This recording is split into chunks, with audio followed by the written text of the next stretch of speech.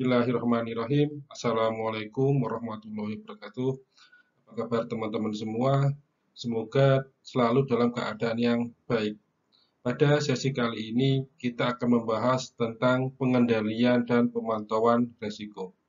Manajemen risiko digunakan untuk melakukan pengendalian dan pemantauan atas risiko yang akan terjadi atau yang sudah terjadi. Di sini pengendalian dan pemantauan risiko digunakan untuk meminimalisir kemungkinan kerugian yang didapatkan. Maka untuk lebih lanjut, kita bahas satu persatu. Yang pertama, terkait dengan pemantauan risiko, itu meliputi eksposur risiko, ada toleransi risiko, ada kepatuhan limit internal, ada hasil stress testing, dan ada konsistensi pelaksanaan kebijakan dan prosedur. Nah, di sini terkait dengan eksposur risiko, kita memperhatikan beberapa kemungkinan kerugian yang terjadi. Besarannya berapa? Nah, dari besaran yang diukur, besaran yang diperkirakan, nah, itu bisa kita menghitung berapa kemungkinan tiap bulan kita mencadangkan uang. Kita membuat mitigasi risiko dengan strategi yang baik. Yang kedua, terkait dengan toleransi risiko, nah ada beberapa risiko yang mungkin kita biarkan atau masih dalam batas kewajaran. Nah, di sini toleransi risiko itu bisa dilakukan secara menggunakan identifikasi. Strategi identifikasi, nah, mana saja yang bisa kita lakukan toleransi risiko. Artinya bahwa ketika kejadian itu terjadi tidak akan menimbulkan kerugian yang besar atau mungkin tidak memberikan dampak yang besar. Terkait dengan kepatuhan limit internal, nah ini terkait dengan pelaksanaan, nah, di mana organisasi atau anggota organisasi itu menjalankan sesuai dengan batas-batas yang telah ditentukan. Kan. Artinya setiap orang bertanggung jawab untuk melaksanakan manajemen risiko. Kan. Ada kesadaran atau ada sadar risiko. Yang keempat terkait dengan hasil stress testing, nah di sini memungkinkan setiap orang melewati beberapa tahapan. Tahapan itu bisa terdiri dari kemungkinan permasalahan yang dihadapi. Nah, dari stress testing ini kita bisa memperkirakan bagaimana kondisi. Yang kelima terkait dengan konsultasi pelaksanaan dan kebijakan risiko. Nah, ada beberapa kebijakan yang dilakukan, katakanlah sudah ditentukan oleh perusahaan, maka pemimpin itu harus bisa mengawasi, pemimpin harus bisa memastikan bahwa manajemen risiko telah dilakukan sesuai dengan prosedur yang telah ditetapkan atau sesuai dengan kebijakan yang telah ditetapkan. Karena kalau tidak dilaksanakan sesuai dengan kebijakan, sesuai dengan prosedur, dikhawatirkan akan mendatangkan kerugian yang lebih besar. Terkait dengan eksposur risiko, merupakan risiko yang timbul dari sumber daya internal, katakanlah dari pekerja atau berasal dari sumber daya yang lain. Di sini eksposur yang paling umum berkaitan dengan ukuran keuangan atau kemampuan lembaga, kemampuan organisasi, kemampuan perusahaan dalam menyediakan dana untuk melakukan penanggulangan risiko. Nah, contoh lain terkait dengan kondisi keuangan ada harga saham. Harga saham itu bisa fluktuatif, kan? Yang kita tahu harga saham itu naik turun, tergantung bagaimana perusahaan mengelola asetnya. Bisa jadi aset yang dimiliki malah turun, kan? Katakanlah suatu perusahaan menerbitkan saham dengan harga yang telah ditentukan di awal, tetapi ketika dijual di pasar bisa jadi harganya malah turun. Nah, terkait dengan laba adalah keuntungan yang didapatkan. Laba ini ditentukan di awal tahun, berapa target yang akan diperoleh pada tahun ini. Akan tetapi laba yang diinginkan belum tentu juga berhasil, karena banyak faktor yang mempengaruhi. Terkait dengan pertumbuhan penjualan, nah ini juga akan berpengaruh terhadap laba yang didapatkan. Semakin pesat pertumbuhan penjualan, maka kemungkinan memperoleh laba akan semakin besar.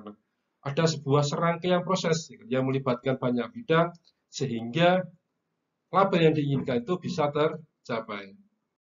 Eksposur risiko merupakan objek yang sangat rentan terhadap risiko dan berdampak terhadap kinerja perusahaan apabila risiko yang diprediksi benar-benar terjadi. Nah, di sini kalau kita berbicara tentang kinerja perusahaan, berarti terkait apa? Terkait dengan capaian perusahaan dalam memperoleh laba.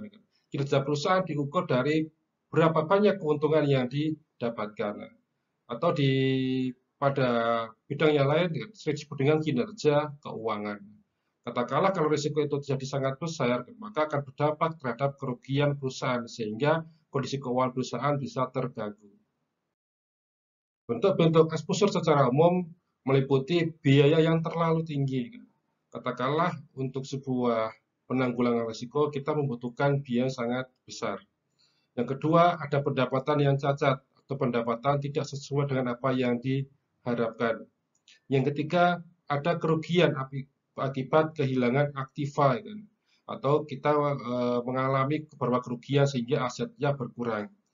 Yang keempat, ada akuntansi yang tidak akurat, karena beberapa perusahaan mungkin tidak menggunakan standar akuntansi yang diberlakukan, sehingga proses akuntansi ini bisa berbeda ketika dibaca oleh dari pihak lain, bisa jadi salah pemahaman. Yang kelima, terkait dengan interupsi bisnis, ada beberapa usulan yang diberikan pada bisnis yang dilakukan. Beberapa interupsi bisnis ini bisa mengganggu harga saham atau bisa mengganggu stabilitas perusahaan. Terkait dengan sanksi hukum, ini bisa terjadi ketika ada kesalahan atau pelanggaran terhadap hukum yang berlaku. Terkait dengan ketidakmampuan untuk bersaing, di pasar, perusahaan tidak bisa mengikuti keinginan konsumen. Kita harus selalu peka, kita selalu melakukan inovasi untuk memenuhi kebutuhan konsumen. Karena selera konsumen itu terus berkembang atau terus mengalami perubahan. Sedangkan terkait dengan kecurangan dan pencurian, ini karena ada kelengahan. Jadi setiap manajemen harus menerapkan beberapa keamanan atau pengawasan sehingga terkait dengan kecurangan dan pencurian tidak akan terjadi. Nah, ini adalah bentuk-bentuk dari exposure secara umum. Terkait dengan exposure kerugian terhadap pendapatan bisa kita bedakan menjadi dua. Yang pertama ada kerugian langsung dan yang kedua ada kerugian tidak langsung. Maka untuk lebih lengkapnya kita bahas satu persatu. Dalam exposure kerugian terhadap pendapatan bisa terdiri dari kerugian sewa. Nah, di mana kalau kita melakukan sewa, bisa jadi di tengah waktu kita menyewa, kita memindahkan bisnis. Setelah kita menyewa secara jangka panjang, katakanlah diambil selama 5 tahun. Tetapi pada suatu ketika kita harus memindahkan bisnis tersebut ke tempat yang lain. Secara otomatis, sewa yang kita lakukan harus dihentikan. Ini bisa jadi kita memperoleh kerugian. Yang kedua, terkait dengan terganggunya kegiatan perusahaan. Karena kita nggak tahu di mana posisi kita itu mendirikan perusahaan, bisa jadi ada lingkungan yang mendukung atau ada lingkungan yang tidak mendukung. Pada awal pendirian perusahaan mungkin kelihatannya mendukung, tetapi siapa tahu pada berjalannya waktu, lingkungan tidak mendukung aktivitas perusahaan. Yang ketiga ada terganggunya operasional perusahaan atau katakanlah ada pemasok atau pemakai yang tidak kompeten, kan. Pada suatu ketika dengan barang yang dipasok oleh pemasok, bahan baku yang dikirimkan tidak sesuai dengan standar, sehingga dalam proses produksi membuat barang itu menjadi cacat atau jadi barang yang tidak layak untuk dijual. Nah, ini kerugian yang bisa berdampak terhadap pendapatan perusahaan. Contoh lain juga terkait dengan pengumpulan piutang mengecil. Ketika periode piutang itu semakin panjang, maka uang atau perputaran modal akan semakin lama, sehingga perusahaan menjadi kecil kemungkinan mendapatkan laba. Semakin lama uang itu berputar, maka tingkat keuntungan atau proses perusahaan mendapatkan keuntungan akan menjadi lebih lama. Ini beberapa yang harus diperhatikan terkait dengan kerugian terhadap pendapatan. Terkait dengan pengendalian risiko, pengendalian risiko merupakan upaya untuk mengurangi atau menghilangkan risiko. Di sini menyesuaikan dengan eksposur risiko dan tingkat risiko yang akan diambil, serta terkait dengan toleransi risiko yang diakui. Cara yang dilakukan dalam pengendalian risiko meliputi ada mekanisme lindung nilai, ada garansi, ada sekuritisasi aset, ada kredit derivatif, dan penambahan modal untuk menjerat kerugian. Pengendalian risiko yang dilakukan oleh perusahaan atau oleh organisasi terkait dengan beberapa alternatif untuk melakukan pengendalian risiko. Nah, di mana beberapa alternatif tersebut terdiri dari pengendalian risiko atau risk control. Yang kedua ada penghindaran risiko atau risk avoidance. Yang ketiga ada penanggungan atau penahanan risiko. Yang keempat terkait dengan pengalihan risiko. Ini merupakan beberapa alternatif pengendalian risiko yang dilakukan oleh perusahaan sesuai dengan kemampuan atau sudah strategi yang telah ditetapkan. Penghindaran risiko memungkinkan oleh perusahaan ketika risiko itu tidak perlu atau risiko yang bisa dihilangkan tanpa ada pengaruh negatif terhadap pencapaian tujuan. Maka pilihan risiko ini bisa dihindari. Langkah-langkah yang dilakukan adalah bisa terkait dengan kita memilih strategi yang tepat. Contoh, ada 2 buah pilihan gudang, di mana 2 buah gudang itu memungkinkan kita untuk sewa dengan sisi harga yang tidak begitu banyak. Maka kita akan memperhatikan di mana gudang yang sekiranya bebas banjir atau aman dari pencurian, lingkungannya baik. Ini adalah pertimbangan yang dilakukan dalam melakukan penghindaran risiko, meskipun ada selisih harga yang bisa kita tawar. Pengendalian risiko digunakan untuk beberapa risiko yang tidak bisa dihindari. Maka organisasi dan perusahaan harus melakukan pengendalian risiko. Di sini ada 2 dimensi yang bisa digunakan, ada probabilitas dan severity, di mana pengendalian risiko bertujuan untuk mengurangi probabilitas kemunculan kerugian dan mengurangi severity. Terdapat 2 teori yang bisa digunakan dalam pengendalian risiko. Masing-masing teori ini akan menyesuaikan dengan karakteristik risiko. Di sini teori yang bisa digunakan adalah teori tentang penyebab timbulnya risiko. Yang pertama ada teori domino dan yang kedua ada teori rantai. Maka untuk lebih lengkapnya kita bahas satu persatu. Teori domino merupakan sebuah serangkaian kecelakaan yang disebabkan oleh kejadian yang berurutan. Kita bisa lihat katakanlah ada sebuah kartu, kartu yang diberikan secara berurutan. Ketika kartu yang pertama jatuh, maka akan menyebabkan kartu kedua jatuh sehingga kartu seterusnya juga akan mengalami jatuh sampai kartu yang terakhir. Ini contoh dari teori domino.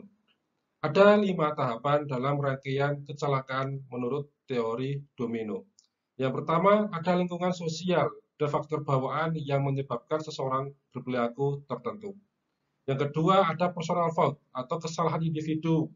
Seorang melakukan kesalahan didukung dengan lingkungan sosial yang ada. Yang ketiga, ada tindakan yang berbahaya atau seseorang melakukan tindakan fisik yang berbahaya, di mana tindakan ini bisa membahayakan dirinya dan membahayakan orang lain. Sehingga pada tahapan yang keempat akhirnya terjadi kecelakaan. Dan tahapan yang terakhir, orang tersebut atau orang lain juga mengalami cedera atau mengalami suatu bencana. Nah, ini merupakan teori domino. Ilustrasi dari teori domino, ada seseorang yang tumbuh dalam lingkungan yang keras. Karena lingkungan yang keras tersebut akan membentuk karakter yang keras. Yang kita tahu bahwa seorang anak lahir dalam kondisi yang suci. Tapi karena lingkungan yang keras, maka terbentuk karakter yang keras. Ini adalah faktor yang pertama. Kemudian orang tersebut tidak suka mendengarkan saran dari orang lain, serta tidak peduli terhadap kondisi sekitar. Nah, inilah faktor yang kedua. Faktor yang ketiga, orang tersebut bekerja di lingkungan mesin atau bangunan yang rentan terhadap kecelakaan. Ini faktor yang ketiga, maka kemungkinan atau potensial terhadap kejadian risiko baik pada dirinya maupun orang lain bisa terjadi yang mengakibatkan cederanya seseorang. Ini merupakan sebuah rangkaian atau ilustrasi dari teori domino, di mana ketika seseorang tadi menjalankan mesin atau dia bekerja di suatu bangunan tidak memperhatikan keamanan sehingga terjadi kecelakaan baik dirinya maupun orang lain bisa mengalami cedera. Terkait dengan teori rantai, hal ini muncul karena beberapa komponen. Yang pertama ada hajat atau kondisi yang mendorong terjadinya risiko. Yang kedua ada lingkungan di mana hajat tersebut berada. Yang ketiga ada interaksi antara hajat dengan lingkungan. Dan yang keempat ada hasil dari interaksi. Dan yang kelima ada konsekuensi dari hasil tersebut. Ini merupakan beberapa komponen yang membentuk kejadian atau peristiwa berdasarkan teori rantai. Contoh dari teori rantai, ada sebuah gudang yang berisi bahan-bahan yang mudah terbakar. Contoh seperti bensin, oli, atau cat. Juga di dalam gudang tersebut terdapat kompor yang sering digunakan oleh karyawan untuk memasak. Nah, Gudang merupakan lingkungan, di mana kompor merupakan hazard. Ini adalah faktor pertama. Kompor yang digunakan untuk memasak akan meningkatkan resiko kebakaran, sehingga interaksi antara kompor dengan gudang di dalamnya atau isi dari gudang di dalamnya akan semakin meningkatkan resiko. Inilah faktor yang kedua. Sehingga pada suatu ketika bisa muncul terjadinya kebakaran. Ini merupakan faktor yang keempat. Konsekuensi yang didapatkan adalah kerugian yang sangat signifikan. Inilah contoh dari teori rantai, di mana ada lingkungan, ada faktor yang mendukung sehingga muncul suatu resiko. Berikutnya terkait dengan fokus pengendalian risiko. Nah, hal ini dapat digunakan untuk mengurangi kemungkinan munculnya risiko dan mengurangi keseriusan atau severity dari konsekuensi risiko yang terjadi. Nah, sebagai contoh, kita memasang beberapa alat pemadam kebakaran di titik, di sebuah gedung ada beberapa titik alat pemadam kebakaran yang mudah dijangkau oleh seseorang. Yang kedua, pada kendaraan atau mobil memasang airbag dan beberapa keamanan, memasang sabuk keamanan ketika buruh bangunan itu melakukan kegiatan. Bahkan di beberapa pembangunan gedung, kita diwajibkan menggunakan helm, menggunakan sepatu, menggunakan pelindung tangan. Ini bagian dari keamanan untuk mengurangi risiko. Nah, ini merupakan contoh dari fokus pengendalian risiko. Alhamdulillah, kita telah mempelajari pengendalian dan pemantauan risiko. Semoga yang kita pelajari pada sesi kali ini bisa bermanfaat di masa depan untuk masa depan yang lebih baik. Terima kasih. Assalamualaikum warahmatullahi wabarakatuh.